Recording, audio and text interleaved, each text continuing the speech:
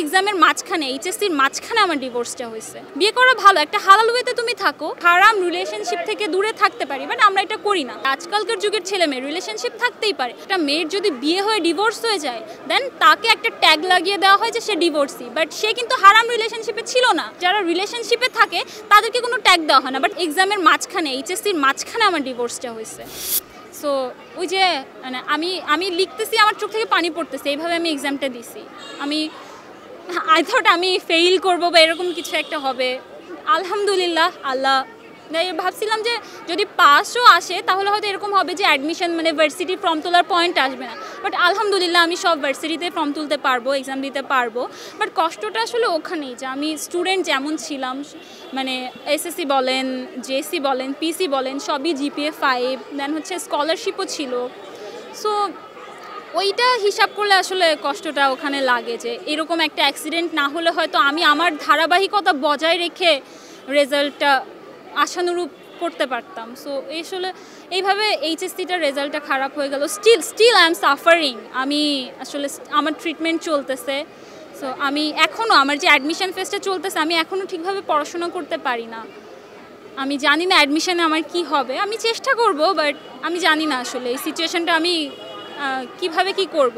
But আমি থেমে থাকবো না, আমি শেষ দিন পর্যন্ত চেষ্টা করেই যাব। আসলে আমার বয়সটা অনেক কম, তো এই বয়সে এরকম একটা অ্যাক্সিডেন্ট একটা মেয়ের পক্ষে নেওয়া আসলে খুবই কঠিন। আমি না অনেক ইমোশনাল একটা মেয়ে। সো আমি চিন্তা করতাম যে আমি হয়তো মানে বাঁচতে পারবো না, মরেই যাব এরকম। বাট এই সিচুয়েশনটা না আসলে আমি হয়তো বুঝতামই না যে আমার ভেতরে এত স্ট্রং একটা মেয়ে আসলে বেঁচে আছে। এই সিচুয়েশনটার পরে আমি আসলে বুঝতে পারছি যে না, আমি আসলে স্ট্রং। সো তারপরও মানে সাফার তো করতেই হয়, বুঝেন না। আমি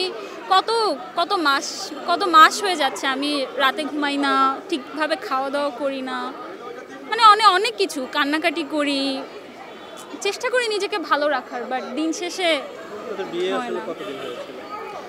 বিয়ে আমাদের সংসার বলতে পারেন 4 মাসের ছিল। যাই হোক, বিয়ে না, আমি একটা কথা বলি, আমি বিয়ে তো খারাপ জিনিস না। বিয়ে আমার মনে হয় যে আমার সহপাঠীরা, আমার ক্লাসমেটরা, ওরা কিন্তু রিলেশনশিপ বা এগুলো কিন্তু করে। আমার মনে হয় এগুলো না করে বিয়ে করাই বেটার। বিয়ে করা ভালো, একটা হালাল ওয়েতে তুমি থাকো। বাট আমার ভুলটা হয়েছে যে আমার পার্টনার চুজ করতে আমি হয়তো ভুল করছি। বাট বিয়ে আমি বলবো না যে বিয়ে করে ভুল করছি। বিয়ে করা অবভিয়াসলি খারাপ না। বিয়ে করলে ক্যারিয়ার নষ্ট হয়ে যায়? No, never. বিয়ে করে নো বিয়ে করে একসাথে পাবলিক ভার্সিটিতে চান্স পাচ্ছে, একই সাথে হাজব্যান্ড ওয়াইফ বিসিএস ক্যাডার হচ্ছে, একই সাথে দেশের বাইরে তারা সেটেলড হয়ে যাচ্ছে। নো, এটা একটা টাইমে মানুষ চিন্তা করতো যে গ্রামের মেয়েরা হয়তো আর্লি বিয়ে করে ফেলে। বাট নো, এটা ঠিক না। আমরা যদি রিলিজিয়াস দিক থেকে দেখি, ইসলামিক দিক থেকে দেখি, তাহলে কিন্তু আমাদের আর্লি বিয়ে করে ফেলা উচিত, যাতে আমরা হারাম রিলেশনশিপ থেকে দূরে থাকতে পারি। বাট আমরা এটা করি না। আমরা আমাদের সমাজে আমরা এরকম প্রচলিত আমরাই করে ফেলছি যে আমরা রিলেশনশিপে থাকি, পড়াশোনা করি, পরে যে বিয়ে করব। বাট তুমি যে রিলেশনশিপে থাকতেছো এটাও কিন্তু তোমার পড়াশোনার ক্ষতি হচ্ছে। বাট বিয়ে করলে এই ক্ষতিটা আর আল্লাহর একটা রহমত আসে কিন্তু বিয়ে করলে। এটা কেউ মানুক আর না মানুক, ইটস ট্রু। ওই টাইমটাতে, এক্সামের টাইমটাতে আসলে আমার আম্মু আমাকে সব থেকে বেশি অনেক সাপোর্ট দিছে আমাকে। আসলে আমার ফ্যামিলি অনেক স্ট্রিক্ট, তো আমি এক্সপেক্ট করিনি যে আমার এই টাইমটাতে আমার ফ্যামিলি আমাকে এইভাবে সাপোর্ট দিবে। মানে আই থট যে তারা হয়তো আরও বেশি রুড হয়ে যাবে। হ্যাঁ হয়েছে, মানে বুঝে না, বাঙালি ফ্যামিলি তো, মিডল ক্লাস ফ্যামিলি, কিছু না কিছু কথা তো শোনাবেই হবেই। বাট ওই টাইমটাতে আমি যেরকম মানে আমি এক্সপেক্ট করছিলাম যে আমার ফ্যামিলি এত রুড, এই করবে সেই করবে, বাট ওই টাইমটাতে আমার আম্মু আসলে আমাকে একটা জিনিসই বুঝাইছে যে আম্মু, মানুষের লাইফে অ্যাক্সিডেন্ট হয়, তোমার বয়স কত, তোমার ক্যারিয়ার পুরো পড়ে আছে, তুমি চেষ্টা করো, তোমার বাবা আম্মু তোমার পাশে আছে। আমার আসলে প্ল্যান দেশ ছেড়ে চলে যাওয়ার। রিলেশনশিপে যে আমরা হারাম যে সম্পর্কগুলো করি না, এইটাকে আমাদের সো কল সমাজে কিন্তু খারাপ চোখে দেখে না। বলে যে হ্যাঁ রিলেশনশিপ থাকতেই পারে, আজকালকার যুগের ছেলে মেয়ে রিলেশনশিপ থাকতেই পারে, বাট একটা মেয়ের যদি বিয়ে হয়ে ডিভোর্স হয়ে যায়, দেন তাকে একটা ট্যাগ লাগিয়ে দেওয়া হয় যে সে ডিভোর্সি, বাট সে কিন্তু হারাম রিলেশনশিপে ছিল না, তাকে ট্যাগ লাগিয়ে দেওয়া হয়। বাট যারা রিলেশনশিপে থাকে তাদেরকে কোনো ট্যাগ দেওয়া হয় না, বাট তারা কিন্তু হারাম রিলেশনশিপে, বাট যে বিয়ে করছে সে কিন্তু হারাম কোনো কাজ করেনি।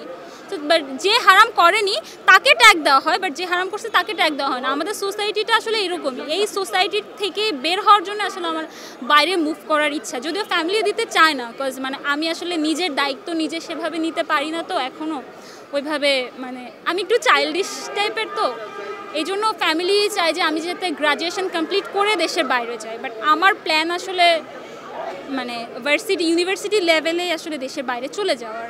না, অভিযোগ নেই, শুধু একটা কথাই বলার আছে যে সে তো জানতো যে আমি কেমন, আর সে তো এটাও জানতো যে সে কেমন। তাহলে সে মানে তার উচিত ছিল তার মতো কোনো মেয়েকেই তার পার্টনার বানানো, তার মতো ক্যারেক্টারের কোনো মেয়েকেই তার পার্টনার বানানো। সে আমাকে খুব ভালোভাবে চিনতো, আমাকে জানতো, আমাকে জানার পরেও আমার লাইফে আমার মতো একটা মেয়ের সাথে নিজেকে জড়িয়ে আমার লাইফটা এভাবে নষ্ট করা তার আসলে উচিত হয়নি। মেসেজ, পাপ করছো, পাপের ফল পাবা। আর আমার যদি ভাগ্য ভালো থাকে তাহলে আমি তোমার পাপের শাস্তি নিজের চোখে দেখে তারপরেই মারা যাব। আমি তোমার শাস্তি নিজের চোখে দেখতে চাই, তোমার আর তোমার ফুল ফ্যামিলির শাস্তি আমি আমার নিজের চোখে দেখতে চাই, তোমাদের পাপের শাস্তি। আমার আম্মু ফার্স্টের দিকে আমাকে বলেছিল যে ময়মনসিংহের ছেলেরা কিন্তু ভালো হয় না, আমার আম্মু আমাকে বলেছিল, তো আমি ময়মনসিংহ। খবরের কাগজ, নিখাত, নির্ভীক, নিরপেক্ষ।